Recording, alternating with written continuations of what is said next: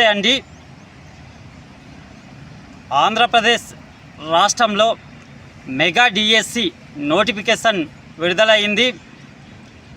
అందరికీ సంతోషమే, కానీ ఆదివాసులకు మాత్రం ఇది దగా డిఎస్సి అని చెప్పవచ్చు. ఎందుకంటే సుప్రీంకోర్టులో జీవో నెంబర్ 3 కొట్టివేసిన సందర్భంలో రోస్టర్ పాయింట్ వైజ్ చూస్తే పాడేరు డివిజన్లో 400 పోస్టులు ఉంటే అందులో మన ఆదివాసులకు వచ్చే పోస్టులు ఒక్క 24 పోస్టులు మాత్రమే.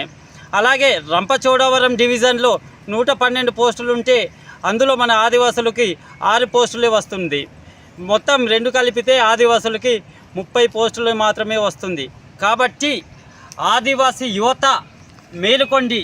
మీరు ఎక్కడో విజయనగరం కానీ వైజాగ్ అవనిగడ్డ కోచింగ్ సెంటర్లో ఉంటే లాభం లేదు.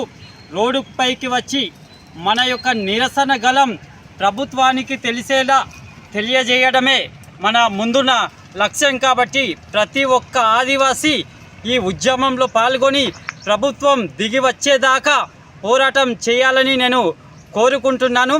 అలాగే గ్రామ స్థాయి వార్డు మెంబర్ కానీ సర్పంచ్, ఎంపీటీసీ, జెడ్పీటీసీ, ఎమ్మెల్యే, ఎంపీలు మీకెందుకు మేము ఓట్లేసి గెలిపించాం?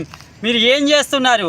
ఎవరి తరపున పనిచేస్తున్నారు? మీరు ఎందుకు ప్రశ్నించడం లేదు? కాబట్టి మీరు ఖచ్చితంగా ఆదివాసుల పక్షాన నిలబడండి, కొట్లాడండి. ఒక్క ప్రజాప్రతినిధులే పోరాటం చేయడం కాదు, వీళ్ళకి ఆదివాసీ యువత, విద్యార్థులు, అలాగే రైతులు అందరూ కూడా మద్దతు తెలపాలని నేను కోరుకుంటున్నాను. ఖచ్చితంగా అందరూ రోడ్లపైకి వచ్చి నిరసన తెలియజేస్తే తప్ప ప్రభుత్వం దిగివచ్చే ప్రసక్తి లేదు.